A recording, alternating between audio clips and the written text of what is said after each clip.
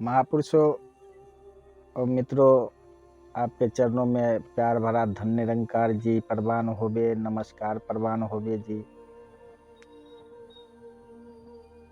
आज मैं दास आपके चरणों में एक अरदास रखेगा कर्म कांड। जैसे पीछे बात की थी नवधा भक्ति पर, तो आज धर्मी के जगह इंसान भर्मी हो गया है। और ये भरम क्या है, कर्म कांड क्या है, आज कुछ इसी पर चर्चा करूंगा। मन का भ्रम जो है ना, जैसे कांड वो कर्म रूपी कांड होता है। या जैसे अब मान ले कि वो काम हम पहले कर रहे थे। बाबा नानक देव जी कहे ना कि ज्ञाने कारण कर्मे अभ्यास, ज्ञान भयाता कर्मे नाश। हम ईश्वर को देखे बगैर जो पहले कर रहे थे, अगर उसी का वो मैं पहले वहां कर रहा था, जब मैं इस परमात्मा को नहीं देखा था तो वहां कर रहा था जहां आस्था हमारी टिकी थी। लेकिन आज वही काम को यदि हम यहाँ आकर के करें, जिसको जान लिया अपने गुरु के पास करें, साध संगत में करें, तो वो भी तो कर्म कांड है। क्या वो नहीं है? अब एक छोटी सी उदाहरण दास देगा कि अनेकों लोग एक धारणा रखते हैं मन में। जैसे बच्चे होते हैं, खास करके बिहार उत्तर प्रदेश में एक धारणा होता है कि बच्चे हुए तो उसको जो है वो मुंडन संस्कार कराना, वो बाल गंजा कराना, भगवान के नाम पर रख लेना। अब ये कैसी प्रथा चल चुकी है, इस पर कुछ चर्चा करूंगा। अच्छा, अगर ये प्रार्थना करके, ये कबूलनामा के द्वारा, ये मन्नत मांगकर यदि बच्चे होते, तो कितने माताएं ऐसी हैं जिनकी औलाद नहीं है। अनेकों ऐसे हैं जो बुजुर्ग हो गए, उनको बच्चे नहीं हैं। क्या वो नहीं कबूल करते? वो नहीं मन्नत मांगते? वो भी मांगते हैं। ये परमात्मा को जिसको देना है वो अवश्य देता है। अच्छा, दूसरी बात कि परमात्मा को क्या बाल की कमी है? जो विदेह पुरुष है, जिमी जिमा में समस्त एक ज्योत है, न बाध है, न घाट है, न बाध घाट होत है, तो इसको क्या बाल की कमी है? जो विदेह है, जो सूक्ष्म है, ये परमात्मा विदेह है, सूक्ष्म है, और ये साकार शरीर धारण भी किया, बार बार करता है, आज भी साकार में आया हुआ है, सतगुरु माता सुदीक्षा जी महाराज बनकर। चाहे जहां आपकी आस्था टिकी हो, आप जिसको भी मानते हो भगवान कहते हैं, तो भगवान को बाल की कमी है क्या? ये भी तो कर्म कांड है ना, कि हम वो एक मुंडन संस्कार कबूल दिए, मन में एक डर बसा लिए, उसके कारण वो करते हैं। अब पहले वहां करते थे, अब है कि जो हम वो सत्संग में, साध संगत के अंदर आकर के वही काम करते हैं। ये प्रथा चलते चलते चलते चलते एक बड़ा रूप धारण कर रहा है। ये तो कर्म कांड है। इसके लिए आज कोई भी शास्त्र में देखे, कहीं कोई भी ग्रंथ में ऐसा नहीं मिलेगा कि ये एक मुंडन संस्कार करवाना है, अनिवार्य है। ये भी तो कर्म कांड है ना, कि हमने मन्नत मांगी और यहाँ आकर के किया। बहुत से कर्म कांड है। जैसे कोई श्राद्ध कर्म होता है मरने के बाद, तो ये बिहार और उत्तर प्रदेश में खास करके 2 जगह का दास को पूरा ये है। तो ये श्राद्ध कर्म होता है कि मरने के बाद कहीं पाठ रख लिया जाता है, कहीं वो बाल मुंडन कराया जाता है 13 दिन 14 दिन बाद। तो ये कौन सी प्रथा कब चली और क्या था? इसको भी तो कर्म कांड में लिया गया। क्या ज्ञाने कारण कर्मे अभ्यास, शब्द एक ही है। ये ज्ञान जब नहीं था तो हम ये कर्म कांड कर रहे थे।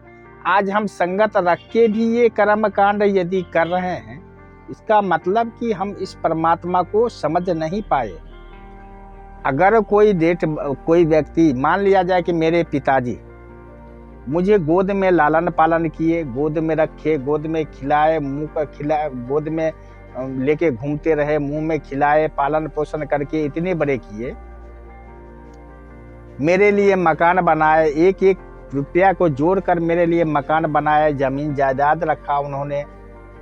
आज मेरे पिताजी डेथ कर गए, तो क्या मेरे मन में ये कौन सी भ्रम है कि ये मकान, जो मकान को एक एक पैसा जोड़ करके मेरे पिताजी ने बनाया, ये मकान आज पिताजी के द्वारा वही शरीर से वो कहता ना छुआ गया, छुतका, एक बहाना बना हुआ है लोगों का, एक बोलचाल की भाषा है छुतका। अब उसको गोबर मिट्टी से वो नीचे निपाई होगी, या गंगा जल छिड़केगा, नहीं हो तो चरना अमृत छिड़केगा। अरे भाई ये भी तो कर्म कांड है। अब वो घर की, चलिए घर की सफाई तो जरूरी है, अब उसके बाद 13 दिन 12 दिन बाद, एक बार 12 दिन 13 दिन बाद जा करके वो एक श्राद्ध कर्म होता है, जिसमें सभी बोतिया के लोग बाल मुंडन कराते हैं। ये कौन सी सोग है, ये कौन सा कर्म कांड है कि बाल, अब ये बाल छुआ गया, मान लिया जाए कि बाल में छुतका लग गया, इसका कलर चेंज हो जाना चाहिए ना, ऐसा कोई बात है नहीं, कलर तो चेंज हुआ नहीं, जैसा है वैसा ही है।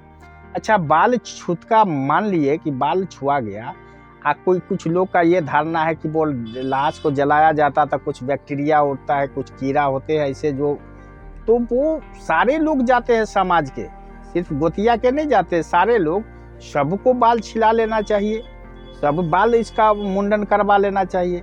फिर वो इतना बड़ा बोदी रखते हैं जिसे टीकी कहते हैं, छोटा सा बाल रख लेते हैं, एक पहचान बनाए हुए कि मैं हिंदू हूँ। तो वो उसमें अगर एक कीड़ा बच जाए तो फिर तो वो कहा छोटा सा, वो जिस वक्त लाश जलाया जाता है, अगर कीड़ा कोई फल गया, बाल में चला गया, तो उसी वक्त बाल मुंडन हो जाना चाहिए। 13 दिन बाद वो बीमारी बड़ा हो जाए तो बीमारी को छोड़ाए, ये तो मुख्यता है, ये तो हमारे सोच की बात है, ये तो हम कर्म कांड कर रहे हैं ना कि 13 दिन बाद करेंगे, 12 दिन बाद करेंगे, 14 दिन बाद करेंगे। अब पहले का प्रथा, मुझे बचपना याद है कि घर में मिट्टी का बर्तन हुआ करता था, लोग मिट्टी का बर्तन, गोतिये में जब कोई किसी का मौत हो जाती थी तो मिट्टी के बर्तन को घर से, क्योंकि ये स्टील का बर्तन था ही नहीं, तो मिट्टी के बर्तन घर से लोग, गांव में एक खपड़े की ढेर हुआ करता था, उस पर जा करके मिट्टी का बर्तन फेंका करते थे, फिर नया बर्तन ले लेना। कमाल है ना धारणा बना हुआ कि सारे गोतिये का, जितने देहात का लोग थे वो मिट्टी का बर्तन फेंक देंगे। अरे भाई, हाथ में वो सोने का, नाक में सोने का, गर्दन में चांदी का वो हौसली हुआ करता था, वो किसी का नहीं छुआया, उसमें छुतका नहीं लगा, सोने और चांदी में छुतका नहीं लगा, मिट्टी में छुतका लग गया। 1 पैसे की वो हाथ का वो चूड़ी हुआ करता था शीशे का, उसमें छुतका लग गया। लेकिन अगर हाथ में कोई मुट्ठी है सोने का या चांदी का, वो पहुंची बोलता है वो है, तो उसमें छुतका नहीं लगा। ये कौन सी कर्म कांड है, कौन सी धारणा बना हुआ है। ये धारणा के लिए, यही धारणा आज इंसान को परमात्मा के नज़दीक नहीं आने दे रहा है, क्योंकि जो ज्ञान लेने के बाद भी, परमात्मा को देखने के बाद भी अगर मन में ये भावना है, तो ये बात तो बिल्कुल कर्म कांड है, और कर्म कांड करने वाला ज्ञान हुआ और ये भ्रम की समाप्ति नहीं हुई, मन में अनेकों प्रकार की भ्रम है। अब कुछ लोगों का ये धारणा है कि एक दियादी पहचान होता है। अरे भाई, दियाद का 3 अर्थ होता है, दियाद, दियाद जो हमको दुख और सुख में देखरेख करता हो, जो हमें हमेशा याद करता हो, जो जिसके साथ लेन देन चलता हो, सारे दियाद है, दियाद और गोतिया। अच्छा दियाद है तो जड़ तो कौन होता है, हमारे आपके जितने लोग हैं सबका जड़ माँ होती है घर में। हम तो एक छीप है, एक पौधा का जो पौधा निकलता है जिस जड़ से, वो माँ है। हम सभी को जन्म माँ के पेट से हुआ है, तो पहला दियाद तो माँ होगी ना, पहला गोतिया तो माँ होगी। तो पहले कोई महिला का आज तक बाल गंजा हुआ नहीं हुआ। क्यों नहीं हुआ भाई? क्योंकि उसकी वो रूप बुरा सा लगेगा देखने में, इसलिए ऐसा नहीं। वो ये मन का भ्रम है, एक प्रथा किसी ने चला दिया और कब चला कोई जानता नहीं है, लेकिन वो सुनी सुनाई बात की बिल्ली बांध के वो देखा तो वो पूजा करने वाली बात, उसकी प्रथा चलाकर लोग अपना जीवन को बर्बाद कर रहे हैं। ज्ञान लेने के बाद भी, परमात्मा को देखने के बाद भी इंसान के मन में यदि भ्रम रह गया, इस विराट परम सत्ता को देखने के बाद तो वो भगत नहीं हो सकते हैं। उसकी संगत अगर गलत है तो भगत नहीं हो सकते हैं। उसका रहन सहन गलत है, वो भगत नहीं हो सकते हैं। क्योंकि संगत और रहन सहन पर बहुत बड़ा प्रभाव होता है। जिसकी सतगुरु कबीर साहब बोले ना, कबीरा साकट संग न कीजिए, दूरो जाइए भाग। दूर से भाग जाए ऐसे की संग से, कड़वा बर्तन परछिए तो कुछ लागे दाग। कि काले बर्तन जहाँ पड़े हुए हैं उसमें हम जितने बच के जाए, जिस घर में काले बर्तन का ढेर है, जितने बच के जाए कुछ ना कुछ दाग लग जाएगा दूर से ही। तो वो संगत का रंग होता है कि हम जहाँ रहते हैं, जिस कल्चर में रहते हैं, उस संगत से हमारे मन में तरह तरह के डर और भ्रम डाला जाता है, जिस भ्रम के कारण हम ये कर्मकांड कर लेते हैं। और ये वही लोग होते हैं। भगवान राम लक्ष्मण जी को सुना, बार बार कहा है कि सुना हूँ संत असंत के असी करनी। हे भाई लक्ष्मण, मैं संत और असंत का कर्म के बारे में तुमसे व्याख्या करूंगा। संत असंत के असी करनी, जिमी कुठार चंदन आचरणी। कि संत और असंत का जो कर्म होता है, जिस प्रकार कुल्हाड़ी और चंदन के आचरण के बारे में पता होगा कि जिमी कुठार चंदन आचरणी, काटे परस मलय सुनु भाई, निज गुण देई सुगंध बसाई।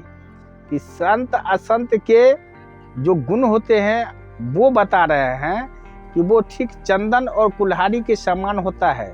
कुल्हाड़ी उसे काटता है चंदन के लकड़ी को, लेकिन कहा कि काटे परस मलय सुनु भाई, वो कुल्हाड़ी चंदन को काटता है, फिर भी वो चंदन में गुण होता है कि कुल्हाड़ी को भी नाक के पास लाए तो खुशबू देगा। वो चंदन का खुशबू उसमें वो प्रवेश करा देता है। वो चंदन वो अपना खुशबू डाल देता है काटने के बावजूद भी। तो संत असंत के असी करनी, वो मैं चर्चा कर रहा हूँ कि इसका कर्म ऐसा होता है कि जिमी कुठार, कि कुल्हाड़ी का जैसा, और चंदन का आचरण होता है। कुल्हाड़ी काटने का काम करता है, चंदन खुशबू देने का काम करता है। काटे परस मलय सुनु भाई, निज गुण देई सुगंध बसाई। अब आगे परिणाम बताया भगवान श्री राम ने कि ताते सूर सीसन चलत। इसी गुण के कारण चंदन को देवताओं के मस्तक पर सुशोभित होता है, देवताओं को चढ़ाया जाता है। ताते सूर देवता को कहता है, सीसन चढ़त, मस्तक पर चढ़ाया जाता है चंदन को। जग बल्लभ श्रीखंड, पूरे दुनिया में लोग जानता है चंदन के गुण के बारे में। उसका वो काटने का काम किया, उसका क्या दंड मिलता है वो सुनिए। अनल डाही पीटत घनही, कहे कि उस कुल्हाड़ी को आग में डालकर उसे गर्म किया जाता है, गर्म करते करते उसे लाल कर दिया जाता है, जला दिया जाता है। अनल डाही पीटत घन, या फिर बहुत बड़ा घन लेकर के, बहुत बड़ा हथौड़ा लेकर के उसकी पिटाई की जाती है। परशु बदन यह दंड, क्योंकि उसका आचरण ऐसा था, क्योंकि उसने वो अपने आचरण के कारण वो, तो ये दंड मुझे न मिले। भगत फरीद जी को हुआ ना, कि कई बार हुआ फरीद जी को, भगत फरीद जी को किसी ने कहा कि फरीद जी आप यहाँ भगवान ढूंढ रहे हो, जंगल में चले जाओ, भगवान मिल जाएगा। भगत फरीद ने क्या कहा, जंगल चले गए, अपना समय व्यतीत किए, काफी दिन हो गया, भूख लगता था तो वो पौधे का पत्ता और लकड़ी में दांत काट कर काठ में रस चूस लिया करते थे, पत्ते को खा लिया करते थे। भगवान नहीं मिला भगत फरीद को। फिर किसी ने कहा कि फरीदा, वहाँ जंगल में देखा तो कहा यहाँ इससे क्या होगा। फरीद जी लिखे हैं कि फरीदा रोटी काठ की कीमे मिटावा भूख, ये काठ के रोटी में, काठ में मैं, लकड़ी में मैं दांत काट कर रस चूस कर भूख कैसे मिटेगी। भगवान के प्यार में उन्होंने वो भी किया। फिर आगे फरीद जी को किसी ने कहा कि फरीद ऐसे नहीं मिलेगा, काला भेष बना लो, काला कपड़ा पहन लो, फिर भगवान मिल जाएगा। वो जब तक नहीं देखे उन्होंने, तब तक उस बात को भी मान लिया। काले कपड़े पहनकर वो गांव-गांव में घूमते थे। तो कहा, फरीद जी लिखे हैं कि फरीदा काले मेरे कपड़े, काले मेरे भेष, कि मेरा तो भेष भी, रूप भी काला है और कपड़ा भी काला पहन लिया। तो काले मेढे कपड़े काले मेढे भेष, काले मेढे कपड़े काले मेढे भेष, आगे सॉरी दास यहाँ पर मिस कर रहा है। अवगुण मारिया मैं फिरा, भगत फरीद जी बोले कि अवगुण के मारे तो मैं फिर रहा हूँ, लोग कहन दरवेश, कि लोग मुझे ही दरवेश कहते हैं, मुझे ही लोग जो है वो पीर कह के नमस्कार करते हैं, मुझे तो खुद खुदा नहीं मिला और मैं अभी ढूंढ रहा हूँ।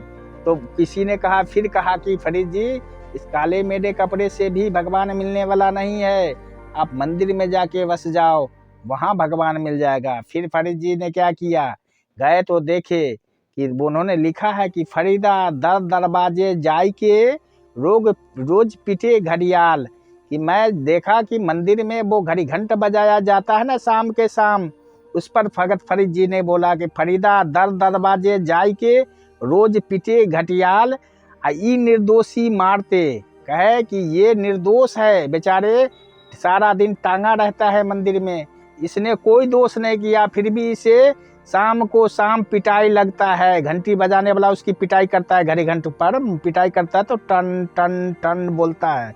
वही बात फरीद जी बोले कि फरीदा दर दरवाजे जाय के रोज पिटे घड़ियाल, ये निर्दोषी मारते, ये तो बेचारे सारे दिन कोई दोष नहीं किया, टांगा हुआ है, तो हम दोषी का क्या हाल। बोले कि हम तो दोषी हैं, हम मनुष्य तन परमात्मा से कितना प्रार्थना किया तो मनुष्य का तन दिया, हमने कहा कि मैं जब मनुष्य तन में आऊँगा तो तेरा मैं प्रार्थना करूँगा, तुझे मैं जानूँगा, तेरी भक्ति करूँगा, मेरा मन कहाँ चला गया, कर्म कांड में भ्रम अनेकों प्रकार का है, दुनिया में जितने चीज़ दो नज़र से आती है, दो आँख से जो भी कुछ देखते हैं, ये सारा के सारा भ्रम है, एक दिन मिट जाने वाला है। आज हम पूजा तो इसी की कर रहा है ना संसार, आज इसी नौ प्रकृति की पूजा कर रहा है, कोई मिट्टी को मानता है, कोई मिट्टी का भगवान बना लिया, कोई अग्नि को भगवान बना लिया, कोई पानी को बना लिया, कोई हवा को बना लिया, कोई हवा में श्वास चढ़ाता है, कोई सूर्य को बना लिया भगवान, कोई चांद को बना लिया भगवान। और साथ संगत, अगर ये सब भगवान होते तो सुबह उगते शाम को डूब जाते हैं, अगर सूर्य 24 घंटा सिर्फ जलता रह जाए तो चांद ना निकले तो दुनिया परले हो जाएगा, जल कर राख हो जाएगा, तो फिर कौन सी भगवान से तो राख नहीं होना चाहिए। अगर चांद ही रह जाए, सूर्य ना निकले, फिर भी दुनिया शीतलता से मर जाएगा, एक जीव नहीं बचेगा, फिर भी तो भगवान तो कभी नाश नहीं करता ना। भगवान तो भाई सब जीव के लिए है, सबका दाता है। अगर आग को देखे, आग जब अपना रूप पकड़ता कितने घर को बेघर कर देता है, कितने प्राणी को जला देता है, कितने घर को जला देता है। पानी को भी देखते हैं हम, पानी जब अपना रूप पकड़ता है तो कितना बांध जब टूट जाए नदी का तो क्या कुछ नहीं होता, इस पर कहने की बात नहीं।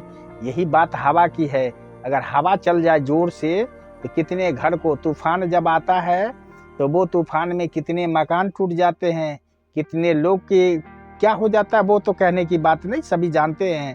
तो ये लोग यही नौ प्रकृति की पूजा में, नौ प्रकृति की कर्म कांड में अपना जीवन व्यतीत कर रहे हैं, परमात्मा को देखने का प्रयास नहीं कर रहे हैं, ऐसे गुरु के पास नहीं जा रहे हैं। और ऐसे गुरु के पास जाने के बाद अगर हम खोजते भी हैं तो पीछे मैंने जैसे बात किया था कि मैं प्रवचन सुनकर चले जाता हूँ कि ये गुरु हो सकते हैं, ये गुरु हैं, ये बड़े अच्छे वक्ता हैं। अरे भाई, वक्ता के बारे में तो स्पष्ट है कि सूचक गुरु है, गुरु गीता में है कि वो वक्ता हो सकता। गुरु का मतलब होता जो परमात्मा को एक पल में दिखा दे, अगर ना दिखाया मेरे मन का भ्रम न जाएगा। अगर देखकर भी हम घर बैठ गए, संगत हमारा नहीं है, संगत खराब है, संगत ऐसे व्यक्ति के साथ है जो जीवन भर कर्म कांड और भ्रम में जीवन व्यतीत हो रहा है, फिर हमें संगत में नहीं जा पा रहे हैं, तो वो ज्ञान भी स्वतः देने वाला मालिक सतगुरु होता है, स्वतः वापस हो जाता है। ज्ञान भी समझ नहीं आता, अपनी बुद्धि जितनी लगा लें, कहा था दास ने कि निज बुद्धि से समझ न पाए, कर्म धर्म से कोसों दूर। अपनी बुद्धि से कोई समझ नहीं पाएगा परमात्मा को। ये परमात्मा खुद ये ज्ञान चक्षु देता है, ये परमात्मा खुद बुद्धि देता है। इसको जानने के लिए इसकी बुद्धि चाहिए, इस परमात्मा के बुद्धि से हम इसे जानते हैं। आओ मित्रों, आओ महापुरुषों, मैं अब आगे फिर अगले वीडियो में चर्चा करूंगा। अभी कर्मकांड तो बहुत से हैं दुनिया में, जितने देख रहे हैं, एक से एक कर्मकांड की जब चर्चा करूं तो ये कर्मकांड करने वाला से कोई भी अगर महापुरुष कर्मकांड कर रहे हैं या दुनिया का कोई लोग कर रहे हैं तो एक अपराध तो है कि मनुष्य तन हमने लिया और मनुष्य तन लेकर परमात्मा को नहीं देखा। अगर देखकर भी हम अपराध कर रहे हैं तो वो कर्मकांड है और महापाप है। इस महापाप के लिए परमात्मा कभी इजाजत नहीं दिया है और कभी बख्शता नहीं है।